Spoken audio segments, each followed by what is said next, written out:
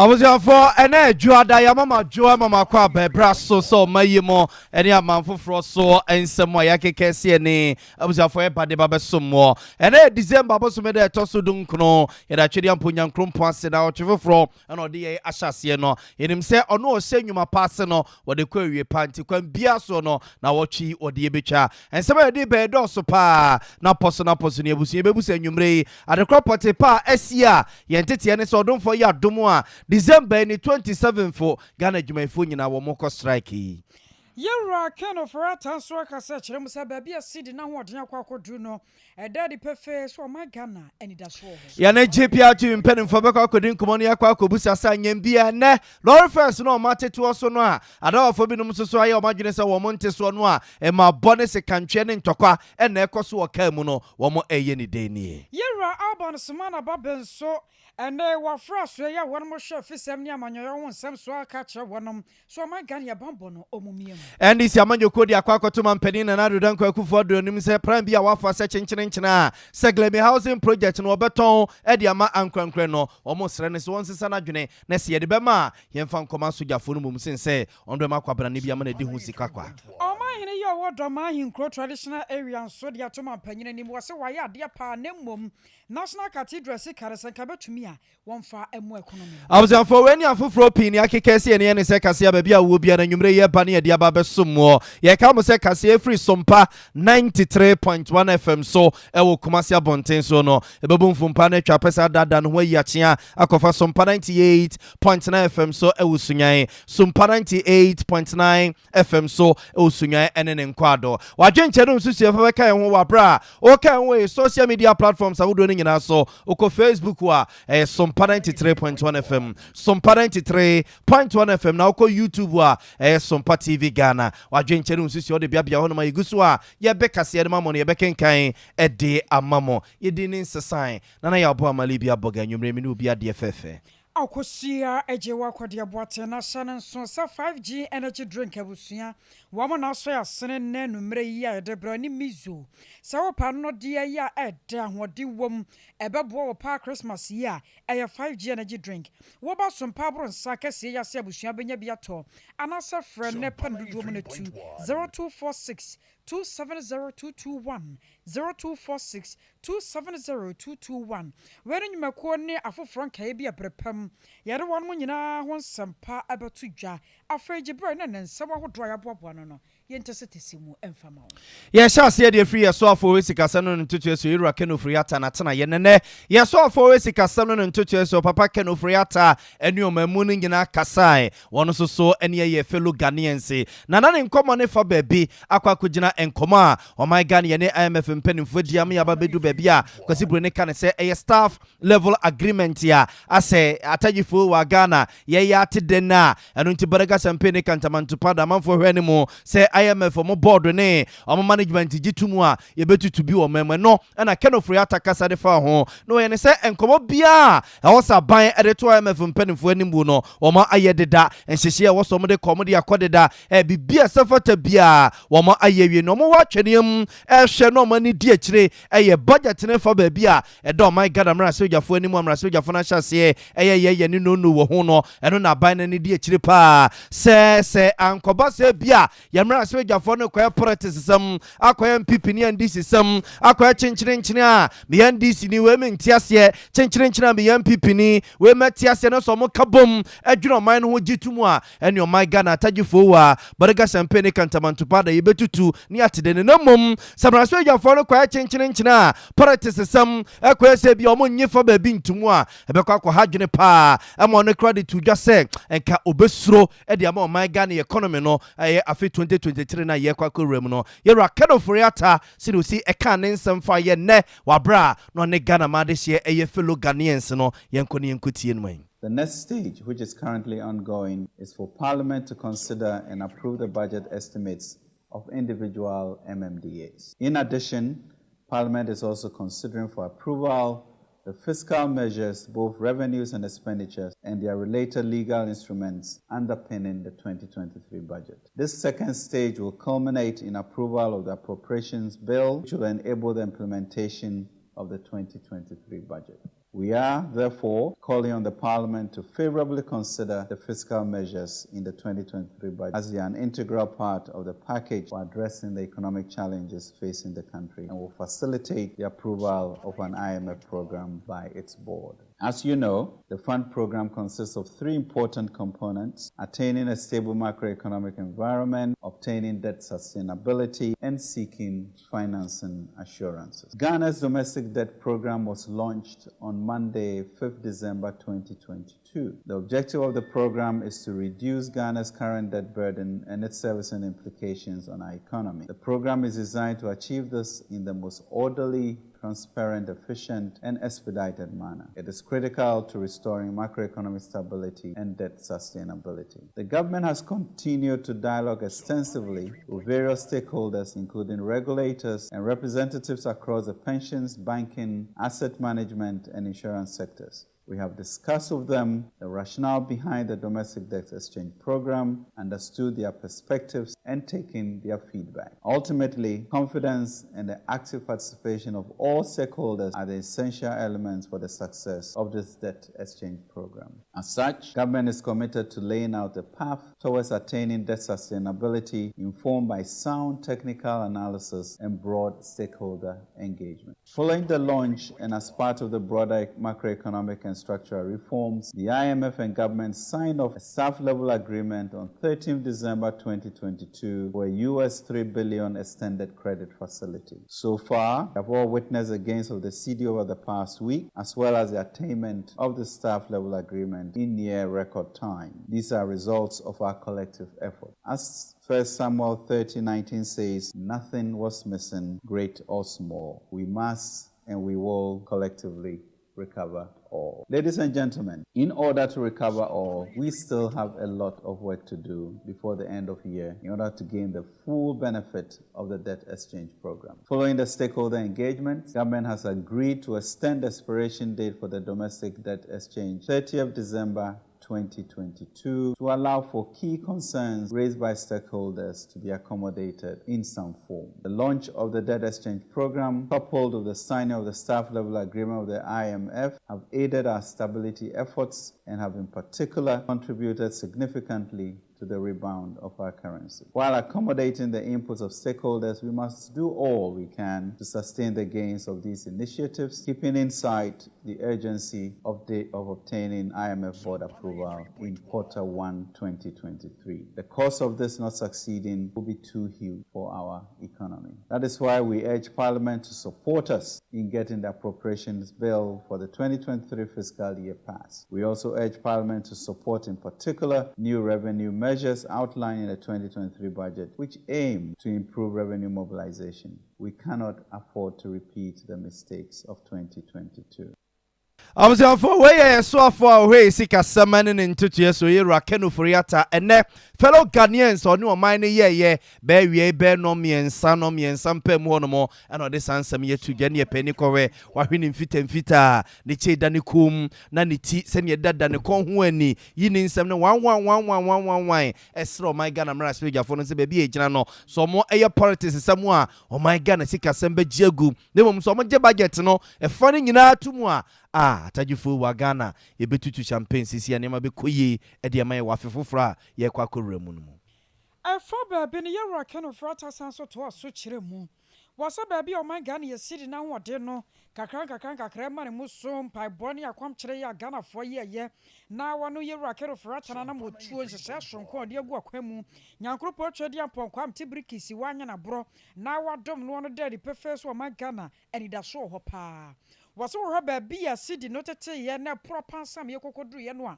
yensusu dampo se betimi $1 na $1 akwa koduru sei na so ene no Ghana fo nyina asase a yesere ena hyenkafo sere adwarifo sere wo bibia da ni age a wo sere ana Sompa enkakra Ghana no besan so ye biem enam so mo okoto sere omanfo se yenkwaso anya gidie wa aban ni mu yenya rehyemu se baabia oman na se akwa koduru biada ayere so paso a ebesa pagya biu. Our end game as a government has always been to achieve a Ghana beyond aid, wealthy, inclusive, sustainable, empowered, and resilient society, wiser Ghana. The necessary precondition for this is a stable macroeconomic environment. Viewed within that lens, restructuring our debt is only but a necessary part of our story. The ensuing years will focus on building an entrepreneurial and export-driven economy as we grow the economy to protect and create jobs, tackle inflation, and strengthen our currency. Importation of food should soon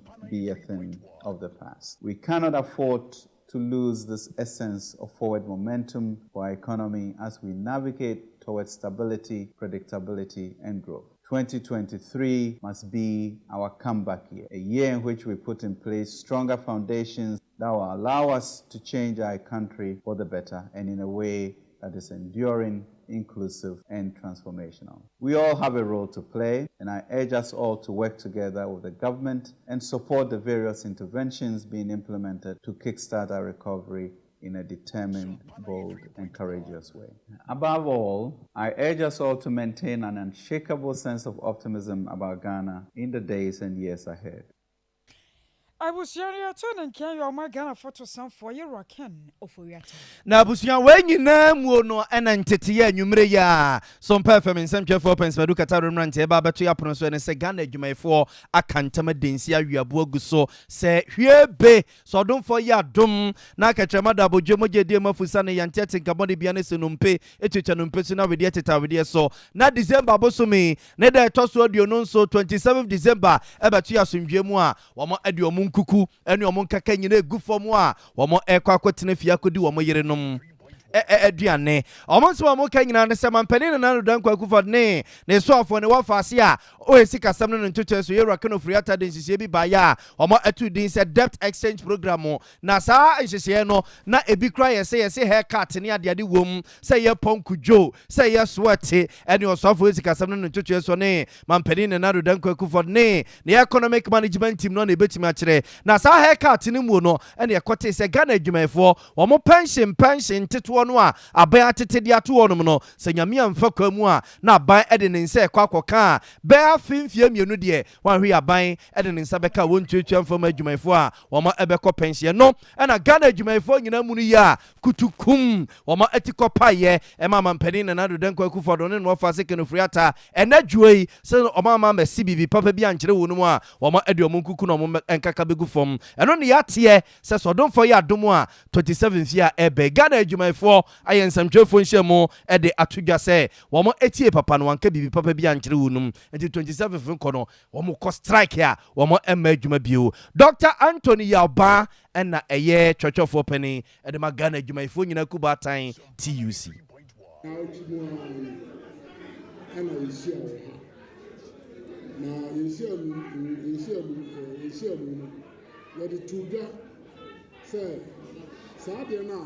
Bind by EFA domestic exchange program.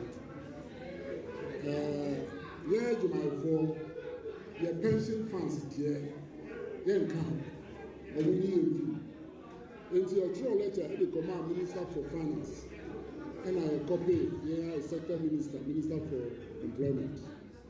Now, letter you be so we say, yeah, your pension now, I walk.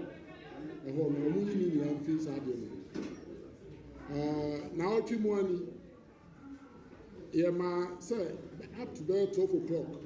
Say until say a bind a year to one. The Bishia now, I can't charge my phone at the INA. And a way, Yasam a Tiawa. The son said a bind a man and our tree. Now 1 year visa domestic exchange program no. Yaya Yadwin said, if 27th December, ye kobo ya no ba pe. Ye nyina ye trafie. Ojumani bia wo Ghana. Ya wo pension. Ye pese wo trafie. Ye se trafie. Ye Yadwin say ye kokrom na police for behind. Wo de trafie men kwa adwuma. Obia eka ho na ya ehia mu ha no adwumayfo ku nyina e wo ma no e de ehia yo enti ya semo a ide to adwumayfo ani no efi 27 December ya si ya nkwa adwuma na ye betra fia kosisa aban be yi afisa domestic exchange program. For Dr. Anthony Yalba, a penny quanche for her treso, and the Magana Juma Foku Batain TUC, and Ojina Nyanama yes, and Sam Jeffrey Muya, or more HS or more Tnefie, and Kusisa Samoa, Ombia Cotoman Penin and Adu Danko Kufaron and Wafa say, Canu Friata Nimino, Umbeti no Matina Supum, no Maya Juma, Abo more pension, won't buy the Ama Wunumono, and Yadio Moka Juma Bew, where Dr. Anthony Yalba, and the attending Canabusia, a semi the best infancy, not yet to akwa kochiri tutukochiri echiri ebesa akoso ne yantoso yaguso de mo sika samno ntoto ho na ena no pay mama ni chiase yeda so ya no pa medical ka chem se ye no eye nkonkonsa ne yedie ena bosome so atofia kwade ne mpanimfo ahwe ho no matueche kenti so ya no pay a ye dware ye boy ya motom ne motom pada esra ye fa ye apese ne na dege don papa bi efra ye tisim si ye ba adwuma no an ye kokote ya ye ba bedi konkonsa de ya chem ne ye te ye se osofo sika samno ntoto so de krata bi ababonten so my Ghana ya bobusia bi na bosia de mraso si yetuatua na saa bosia no mo ka ama wiase nyina te se Ghana ye nika pre yenya ejizo mbekun omunkuen na kese saa bosia no a ebraso ne interest ne ade a also man ye kokotua no osafo sika samno ntoto so ka ne praying enye pray fa bondo de adedi nyina wosi enye sika nkonkotua anaja Sompa fam nsem twefo ese ne yemu sei omo ma bere sika samno ntoto mu se we ne ba ne saa no man yenye se bia obi ba be kase ye ntima ntua ne bosia ye be boy ya mfa ma no ntino oba be fa Ghana akwakoton akwakotika na ento opani Samuel eye Gamali Gajo eye senior lecturer owo University of Education Winneba onu ebesika samno ntoto ho a wabene mu pa yekobusa ne se sakrata we enye hu emo meya na oyiya no sei ya buy the person chen say go for ye di omoka no who said last weeks ho na buy the share by say omo a odi omoka domestic business omo di omoka Ghana no oni omo ye arrangement bi say can odi omo ye chedo in for 3 long term 3-term loan say obi a odi o kan ke so tua no e bi omo 2024 2027 acquire to see 2037 for external no omo ye di omoka munni oman no no omo de ne de onye je bia wo ho ye it is suspension no patch say obi a edo okabia no nkan je mu no nke se yetua oka no ye de ordinance ato so kakakransa ansana bia oni okoben krom ansana wetua oka na ode won na nintia Bank of Ghana na say Minister of Finance yes and say nintia bibia ye kana kodu no ase acheche ye kon yentimi amini say ye jane no kwentimi ni bi but focus no o mind bi de Ghana no o eka ode no say ye 55% of your GDP. By ye no see amino katane 105% of GDP. If you say ye arrangement dia ye bet 105 so amana bafu. And na okay omo debt restructuring, domestic debt restructuring some time ago. No. External for me there almost restructuring for external. It is here no or say or the ato e dia nkofo dia so odi omo ka omuni oman no the start so no ni omo ay arrangement. There only obey ni abofka FN stakeholder consultative meeting no. Only obey meeting ama omaye agree on certain things and na wasati ti omo kan. They catch a suspension as a chair say can say you tua no paper so no say me ma o say me say na be the mensa so kakra o hume so kakra nka na oni wa ye negotiation. Fonti Opani Samuel Gamali Gajo Wamanansuwa and watching what they two so far. Osika Samuel and 2 years on a pump for him said Nanny Chinay and a Brano Sono, Omo so many of my mooning in Abekasa, no much in Semo, Ebia IMF from Koma Yenu Mudieno, Ahani Ababe Drew, ye book for Quacofaha, see a book of no CFA Bunkum, CFA Nifa, Ningina was a Brano no, in Penifom way, Sika Samuel and 2 years on in Penifua, or more Mayimo, Ebe Bomb. No amanie no mo cheche nsemu kire basa ekwesi bone se bibi the confidence ebesa ba economy ne mu pa. In the financial market, you say this speculation. Speculation, you are information be to say you're gonna take a term. The Minister of Finance and I say on your health of affairs. No, should I say speculation? No doors one. There's a system no yard doors one. Why they know one? No, or no the statement about out because on no statement in the final. No statement, no accurate of speculation. Emma, a system mean a bathroom. We no sure for the past 3-4 months. A system not door. If this haircut, if this no haircut, if this move, scour happen. see me deal. And no can I'm forcing ministry no. We hear this announcement no. It me in from the day I met no. You say in finance no. Make announcement. It take a lot. It may affect share prices. It may affect bond prices. It may affect companies are more economy almost stock prices. But because the friend says so if your economy is a strong form economy, it may affect you. If you are in Kasa Baby, or more only because the name only background stakeholdership consultative meeting. But Seban say at this seminar does one, and I say, oh, we are in charge, no back out now, back clear. That is how come our last 2 weeks more, you was a finance minister back out, I back clear because not system. So Abusuancho Penny Samuel Gamaligajo, a senior lecturer our University of Education Winneba Wapene, Sikasam and Tutia and Oche in Semuchre Sanamono, Ayanamon Popanimum Brano no, or Sabine, and then a Pamfua, or Mui Sikasam and Tutia Sono, on the CBB at Ghana for Sense, on the Makrama, yes, Semno, Aquabasa, the Sikasam Susono Cambisono, na Ayatapi. Yeah, kwa my Ghana mra shebe jofie na chama hene yo honom ye onmonya for Alban Somana Babin. Another dua wa bra mra so jofo tena se na budget ya. Kwa so ye be hwa ye bambo mu nsam so 2023. Enwo dwumade se no bese bia de no afa no. Eno na nam so ma woton safra so ye a. Wo so afo ya wono hwe fisem ne amanyoya won nsam so. Eno so afo hwe bambo mu ya mpanyefo mienu da no.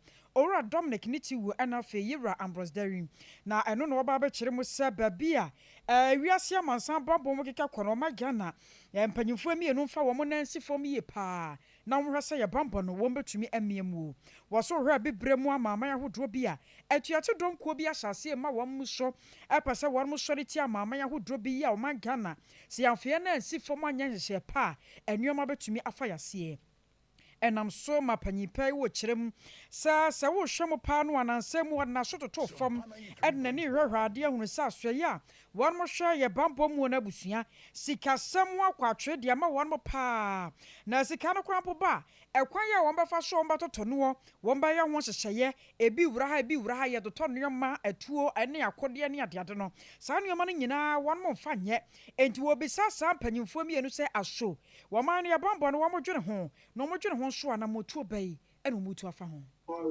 any country. Safety, security, and stability. Safety and security of the individual, the community, and the country cannot be toyed with. My checks from the ministry and the Control and Counter General clearly indicated to me that the security agencies are one of the priority areas of government. But this is not what is reflected in the performance of 2022. It's sad when I really read and saw that approximately 81% of the budget on goods and services have not been released to the Ministry of Defense. In this current situation, how do you expect them to operate? And I agree totally with Honorable Dafiamako. It is not for this House to continue to be appealing to the ministry to release. We are in charge.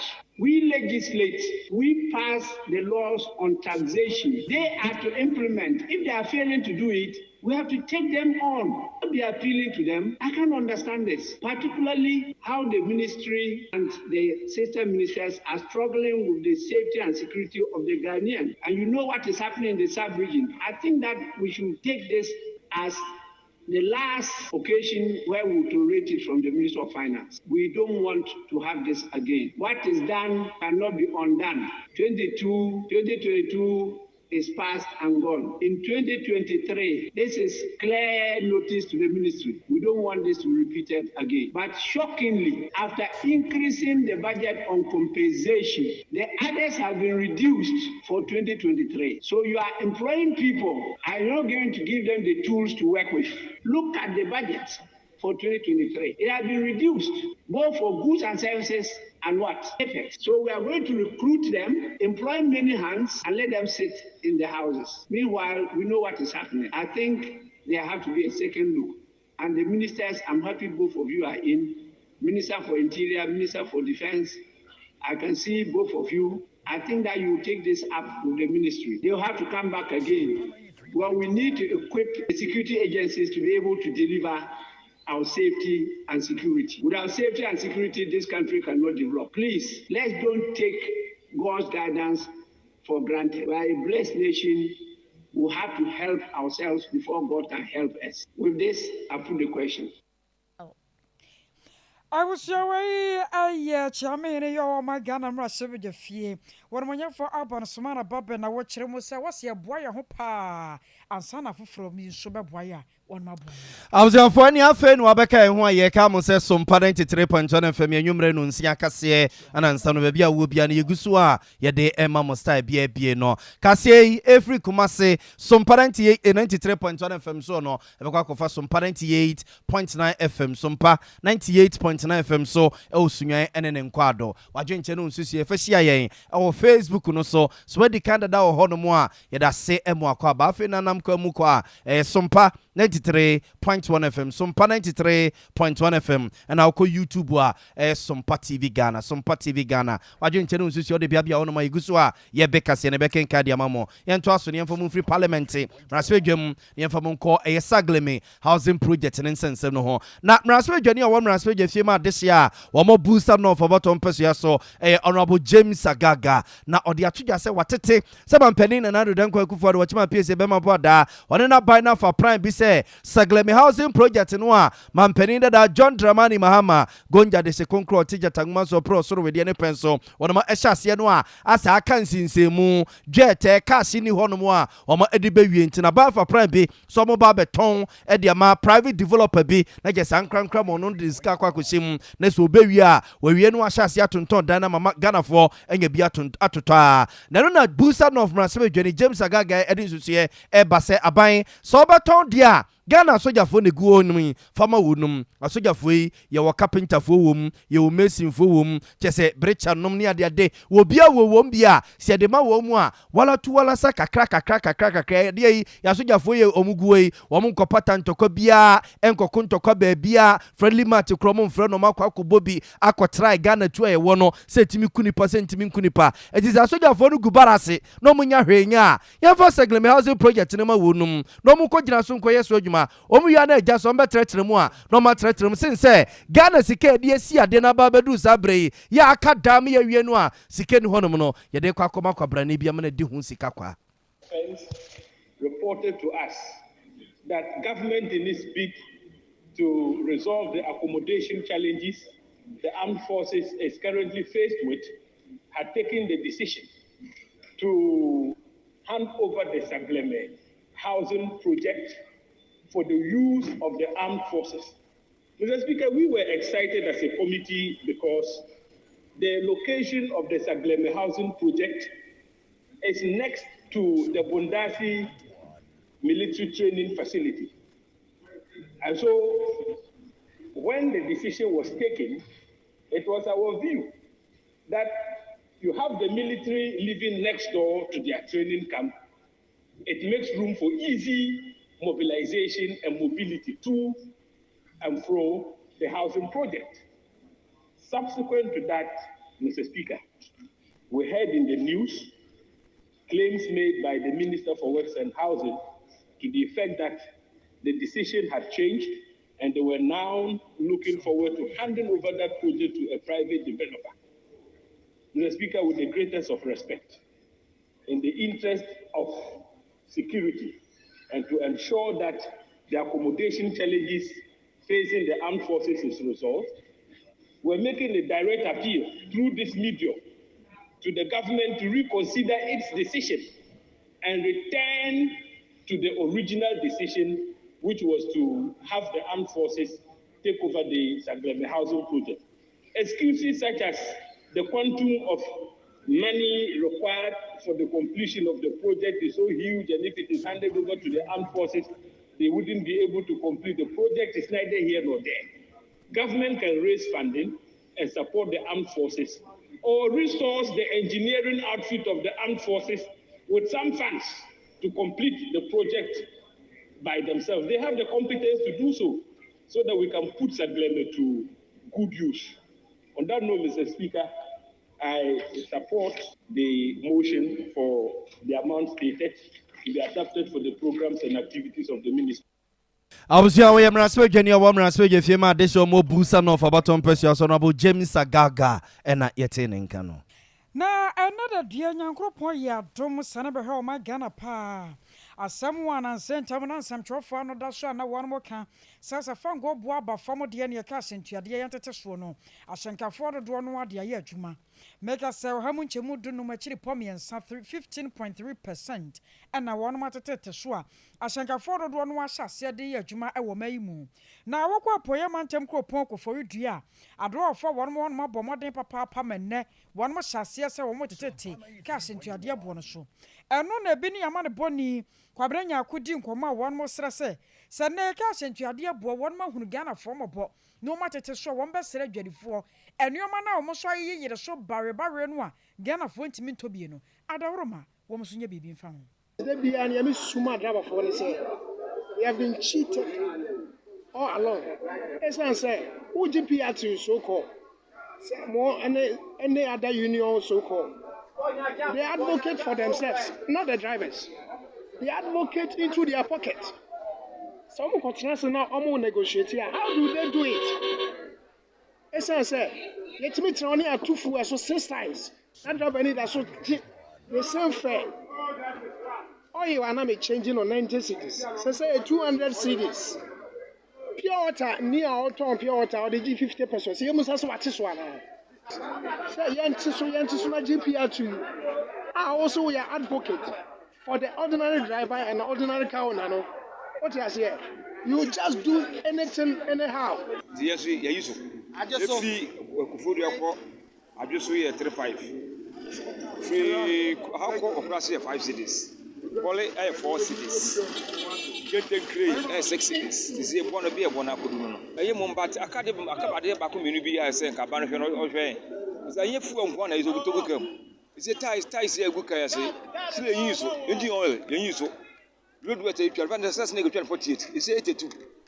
So one is a bunch of another. No consider oil lies. This time oil no more cry for any photo no boy for cry.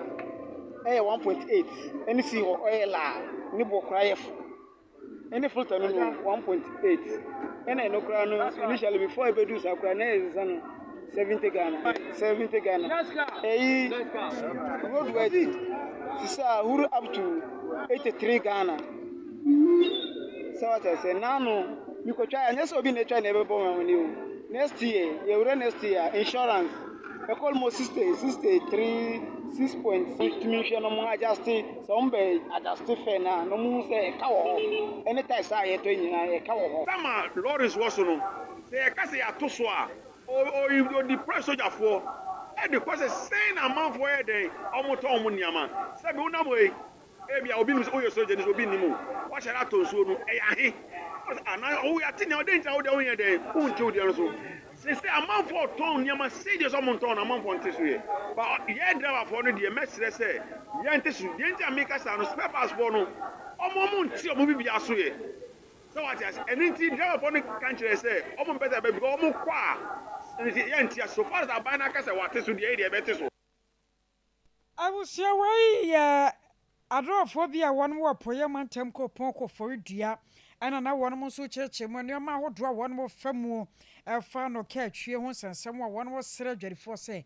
wɔn nso nya biribi ɛmfa mu nneɛma no ho so de mu gyina lɔre fɛ nkɔmmɔ yi aho ne ɛnnɛ agya da no fiada no kora ne bɛtɔ dwa sɛ atagyefoɔ wɔ Ghana ma de hye yɛate dɛ ne wu mpanimfoɔ akɔ akɔgye atom sɛ lɔre fɛ so na ɔmɔtete so na yɛ mmɔnimusɛm deda Ghana sika yi na ahoɔden bi anim na ano yi na sɛ wɔn fa ahe o so mu wura ahe fa ahe o yɛtira yɛ yi ama sidi sɛne na dollar na ma na yɛ dɔ na euro no so ama na yɛ euro bi na pounds no so apampam no ama na akɔ akɔtena kɔ yi ma kɔ efiri nwura ma ba wate si fi atwe se kan birima wo brim dollar na nya asɛm ketewa ntia nam so ma ne ma boɔ ba na ɛba fam sese petro yi ebi de 12 cedis ebi kura de 11 cedis ebi kura so de 10 cedis ebi de 13 cedis ya kyese petro na so tia ɛna ɛtie ntia kyese amanfoɔ soja ɛde egu GPR2 mpanimfoɔ tiri so sɛ so mo mpɛw lɔre first na so mo tete so sɛ petro ne yatum ɛma mo tutu mu a lɔre first no so no sɛ petro ne yatete so mo nhyɛ se na mo tete so ɛne no mo ka kyese sɛ insurance yatum sɛ road work kura yatum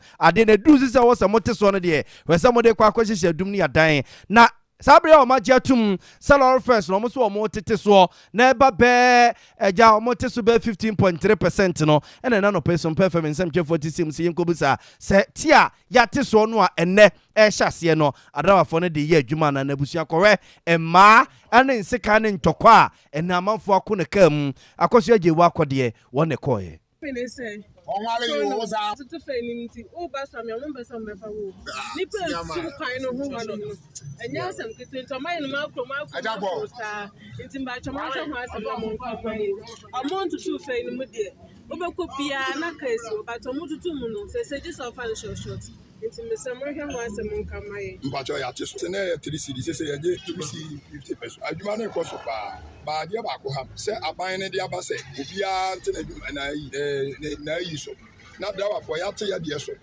so ja di former na se o monte so menti ase se na na ha ye dawa for no because o mo se o mo de no o monte so o monte o mo ne ma so ya so se ya ye wo oyira ye to ye nte so oyira ye de echenyi ye ka no ye nte so blefu ye nyante so car tie ye nyante so ba ye se potro ya te so ba ye tum no e na obi aso to ne niam intimenti ase se adentina omo amaka no de omo nte omo niam asenti amada ba poye so ha e dis adwa di former na so ya so da ba po no e preacher ko ye hu former ante so say ma te say ensuo pra sache na no omo de 7 cd omo say 5 cd say the chairman kasa say when the engine say be ya so do tu a ye no free passing go come mazime say me dem me obi a ni fie su no ye de o su ntimi ko su obi su ma enti no ye no they did receive it's say no ya kasa they about 25 say be ya say obu sa tu na ye tu ma ye passengers for anya problem ye tie de chairman be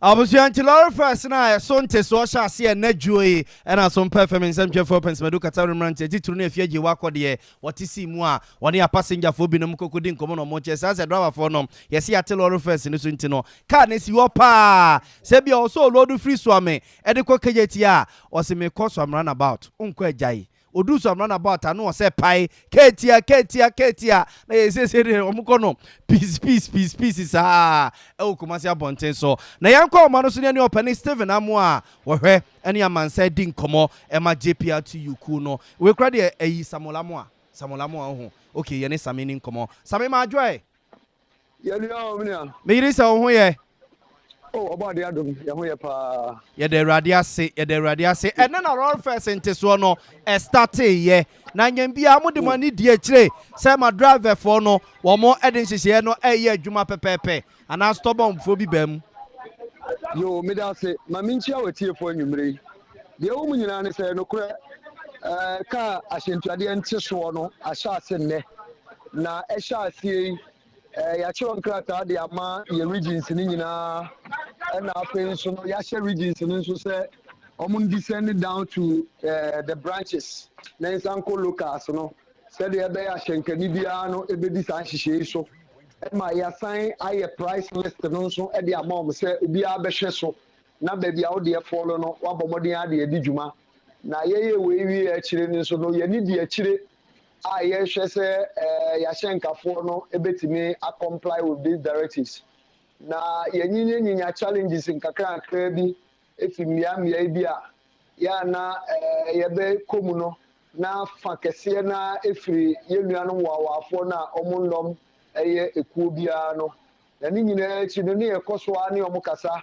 mankasa sei em se na mafidie so ema passenger fo ni bebre etimi frefre omufre a obehwemu no na chese shenkani ni ye shenkani a onom union bia na ye ne shenkani ni kasa nso a otumiti ase ema odi nhihye a ye de egu akwam no so enti fiti anapa ye ne di akire adi hudwuma ahwe se ahyenkafo nyina betimi edi san nhihye so na de ba ko no se hu se abre bia no ya nanti akoye nima enti abra omo ye se yensan yachi emra yachi no bebre na hu akire nantie no aso omo tetehwe eni nyina mu no ye hye omo so omo nso ebesua kwan ye fa so aya ye to so omo nyina di akire no ya te so nso omo nyina nso bedi akire na ye de san nhihye aya adwuma na Mr. Mo motete say adawafo no bia nam lorry first na so te atie ntino sese kra de omo load passengers ne for omo nko straight yo omo bɔ ne peace sa eno no mate. Oh, mene ukasa die ebi enya mefiri akache se wo kan na se achenkafo ni bi nso ye saa ye behwe se nka omo de saa complain ni report yi bei omo de hunu station ko a edi se adwuma no se bi a station A na station B na omo fa passenger fo na ba bi omo loadu akono manfo mankodu na momo koja omo bu kwan mu na musa shasi wo kwan mu esan ko bia foforo no na nka yensu yehu kwan e be fa so e be handle sa situation no na se bia okay even at all yenya esan hihye nya micro na hyenkafo ni bita sa de no a omo pesika bebre nti omo di sa adwuma no ne ye ni di akire a me kakakaka na esan ko so wa afo ya a omo nom union bia nti na senka omo dom union no omo station na station na hye se ebia ulodu free ebia kan say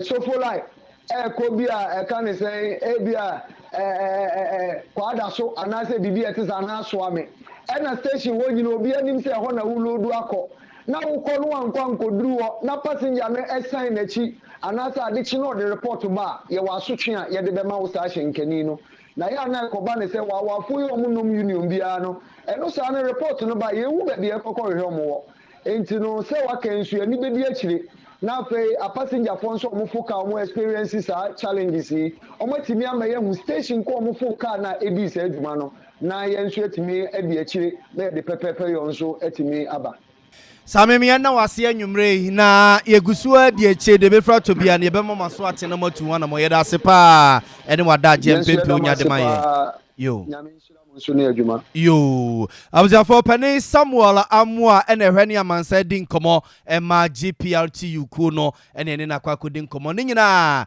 lorry first wa entiso no estate ne na eja driver fo no musu no mo ban binum akwakoyi bibibi wo mbeti so ntino yesi ebi ahyase yesi de wo mo kɔ no pc sa ye mfa ntugya se GPRTU for at lorry first so na wo mo nyina tisu ya tese VIP for so no wo mo ati wo lorry first so se kanene nka wo free kuma se konkran a akoso ya na ye 120 Ghana cedis sisi wo msom de aba 1 million 100 Ghana. Yes, omo 20 cedis free. Omo 20 cedis free so. Enti masa tone ofa samenom ene ye wiase no mu nyina se VIP no kanene nka ofro edi free kumase konkran anankran ba kumase a na otua 1.2 no sisi omo de aba 1 million 100 Ghana. Naja seja ye nyane nyina sa so ye da won mu nyina ba kuno so no omo je 100 omo so de aba 80 si omo tete so ba 2020 obi betim dia to bi aduane ana utina ka mu a eja oduru Linda do a na o de apa ko bi yesi oa for so omo so mate omo edie so ntina je say I bro nyane ye bedi 24 ye be ko ekrom ye be ko ekrom I was ya konsan foforo mu na Bono Regional House of Chiefs President Adema wonom was sergeant for Siadia your doctor Jima Baduya Watosuminu. One wakre ya your man your wadomahin cro traditional area. And I was some panyina ya dear. Baby a Sydney quadri yan kakranka krawatimia pejani munasho. Wabasra mampanyini say wadi in our quana sunyin yana fataye. Any economics before Bacachra was set scale of preference. Ya wadibu hono muabushia. Ehun hia pa ejudi kan ya no wie ansa no waye de ededa de akire no eno nti wo sere mampanyini se economy no se wo timi apagya mua na nka national cathedral yeja anka wo twende asensen kakra anka baboa wo man no economy ne yebetumi ahunu se afeedi economy no ejina ne naso sikasemu koyie wo bi ahyase anani agye se ne yakoba no sa na ne wo ye national cathedral bi dia wo bia no ni manson bia na mom so man no koso aye sei na ati sikadwetwiri die se odi si aso dan dia enya dia Ghana fo betwe makura wore sansen we nyina to dwa wabra na won mu ye hyiamudie sonko afi ko na wieye na motu ahodo a won mu tu ye de abo a won de amo wonom wo Bono Regional House of Chiefs yesunwane en nanam so a ema aye Dr. Ajima Bedu ye wotoso mienu wode nsem we eto mampanyinanim yewra ade ba baako paa na ma Ghana for country. Mpasa de paaso na for country man pɛyi. Ghana for ko yɛ paa sɛ wo ba gunya. Wo bɛ hyɛ kunyame bɔ. Sɛ wo bɛ si atinaye bia. Na tena ka ti bia. O yɛ paa man pɛyi. Saa di na wo ba yɛ o yɛ paa. Na mo saa mbre ya Ghana yi wo yi.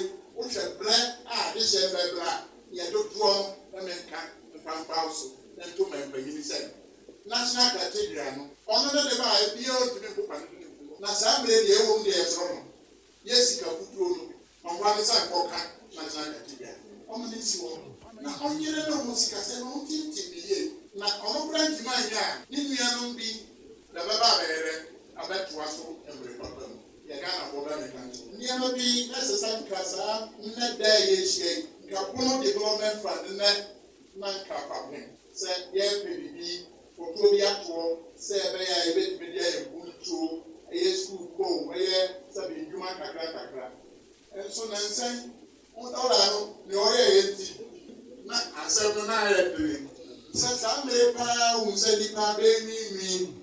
Now that's a bank pop one. Now it's also 1 year and I'm my own development fund, they have to work.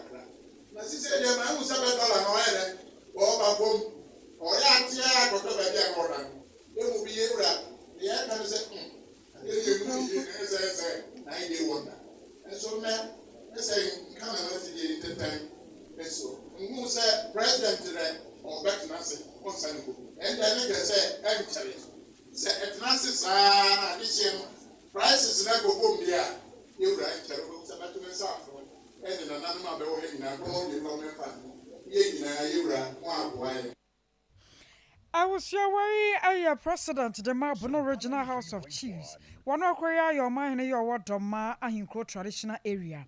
Was Sergeant 4 was your dear doctor, Ajima Bedua Otosumi. Yan tossing in from Fripunoni and from Raha for Mantem na Tano South, about on Persuasion Yedemo Bay. Na about time Binomoa, or more Emma.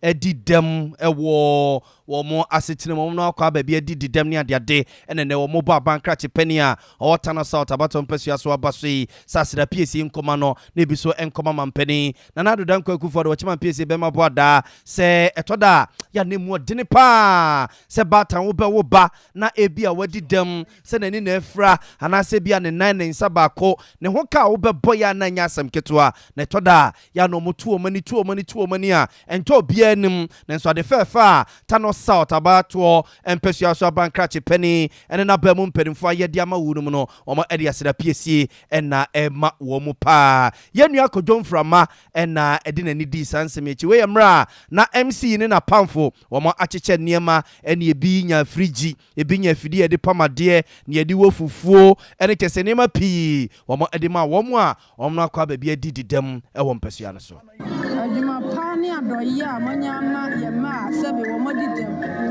na mo hunu se wo so hu hia magana abaye no asedani aye ma de mo ye no nyame ma ne nyankoso na bibia mo be ye no enye nhira emfa ma mo da ma se bebi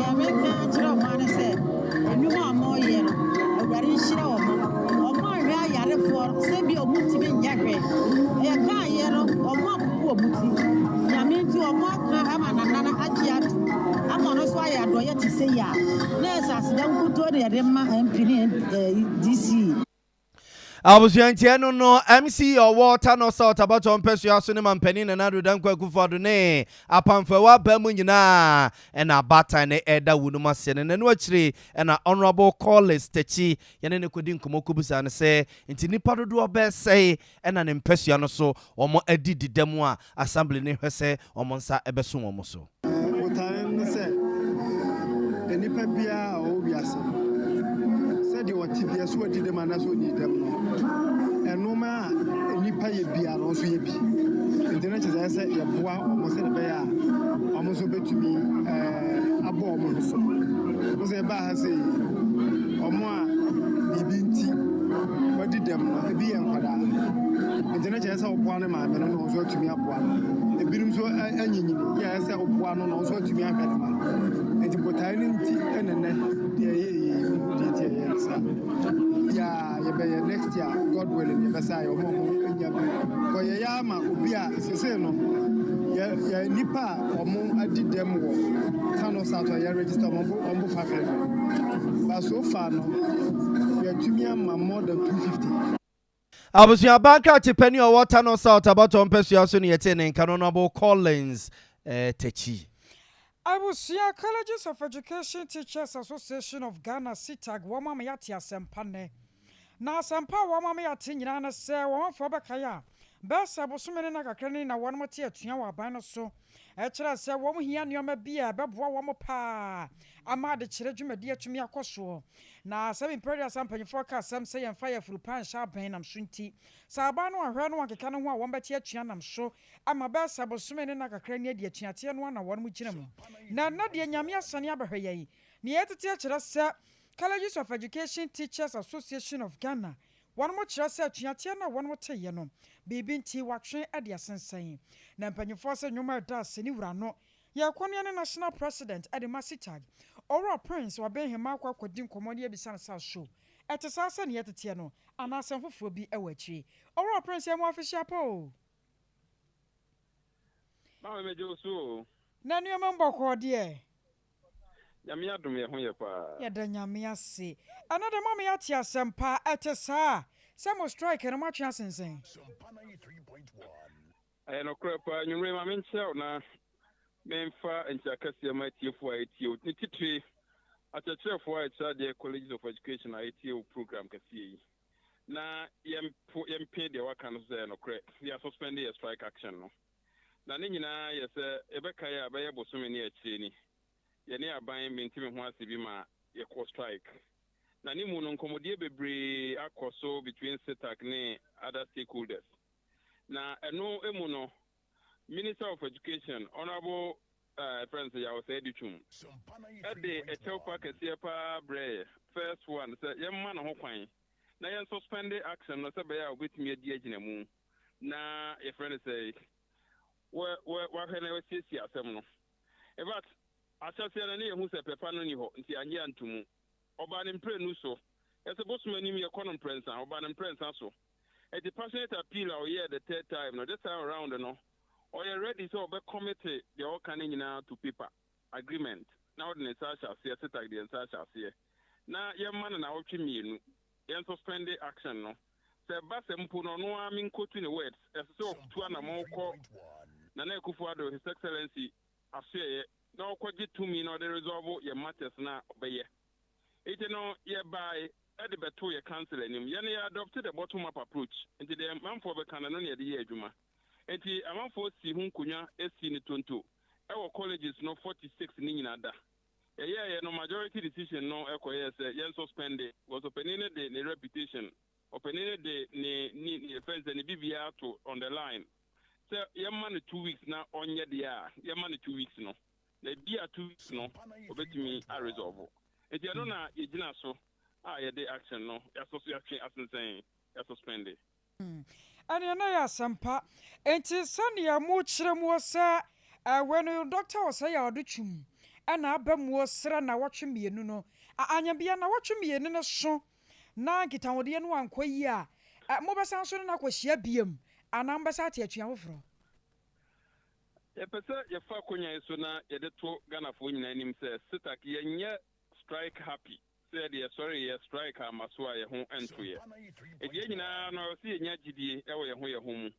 Ye o gidi e wo ye minister no. Ye nim say 777 odwene kwa akiri bebre ansa na ode e friend say ne ho e hye sa dwumadie yi mu. Because ono so no obo ne ho moden or edin or reputation or MP. And within the 2 weeks no, ye gitum say obetumi a resolve. Na mom say 2 weeks ne so na say yentimi enya resolution to the matter sir. Your options be free any president SETAC me na me prefer this year and as me na me determination this year. Your options be free e mu bi kra no yes betimi akọ National Labour Commission. E this agreement it is a binding on obia no okoto on anim na issues no more call for compulsory arbitration and all of that. Your options be free. It for now the yenya gidi e system no. Now, Yamfa Kunya is na Yankofuasi, members across the 46. Sabri, destiny strike, you'll be at in the home a shame. Emma ye calling off crowd and that is a dodo a bimo crowd not be and say a buying to me buying it nonka yen twaso but majority decision one na against any na ban san femu obi agye atum a yina ye kɔ yanim ye minister no te beda na se so no so no wanya pepa so betinam na obeye ye hwɛ nim sɛ sa confidence a ye repose in him obehwɛ na ebe wie peye na at the end of the day no ne yɛ sɛ ɔyɛ na sɛbesɛbe ɛde asomdwe ɛba no na hostilities ntumi san ɛma ne ho so biara no obi abetumi ayɛ ne deɛ Aurora Prince we no teaching staff for ka ho bi ana church for no nko a the bata wonti mu kakra wadama ana me bi sasa non teaching staff for no wo mo so ka ho bi atuatea no sɛ mo twea sensen no ana wo mo de no nko na mo so mo de no nko say deɛ yɛne setag na yɛne yɛ ku ɛna non teaching staff for no yɛne ɔmo nyinaa na yɛbu mu eduru baabi no ɛbsɛ ɔmo ne nkɔmodie no na ɔmo ɛbu adwo deɛ na ɔmo ɛnsɛ ka no ɛso nti ɔmo deɛ twe ɔmo deɛ sensan yɛ bɛde yɛdeɛ ne deɛ na yɛnsa nka deɛ na yɛpɛ ne nyinaa nti sɛ deɛ sɛ yɛka kaa no yɛhwɛ yɛnim yɛte yɛkaa mu yɛhwɛ yɛ deɛ non teaching staff deɛ na yɛhwɛ na yɛnkɔhwɛ obi nkwan mu Aurora Prince me yɛsan so mu official pa biem why yɛda se afɛ kɔbɛto yɛ nyinaa wapa mo awusiafo no yɛne ne di nkɔmmɔ yi ɛyɛ national president at the Colleges of Education Teachers Association of Ghana SITAG Aurora Prince Obrahima Obehima na wɔkyerɛ mu sɛ nyame ayɛ adom wɔsoafa wɔno na hwɛ nwomesua wo nsɛm so doctor wɔ sɛ yɛ wadutwum waba mu a wɔsrɛ na wɔtwe mmienu sɛ wɔsrɛ ada wɔne mpanyefo akɔ akɔtena se ne wɔtu ne nade asi asɛm no so ahwɛ hu sɛ pɛpɛpɛ yɛ wɔbɛtumi aba mu nti wɔn matie na so pɛm ɛhwɛ sɛ wɔsoafo no wɔbɛtumi adi ho dwuma afọ enyina we so na enwumre nsɛm ɛbaba no de bɛso mo no yɛmfa mu nsi no madwen check akra mo de abasa ye Facebook anase YouTube yɛhwɛ na yɛnkenkan ɛmfa ɛma mo na hima sapon ɔse ɛsɛwa ya obo amade asɛm bɛba na hima manfa asɛm ama sɛ nya binkan ayo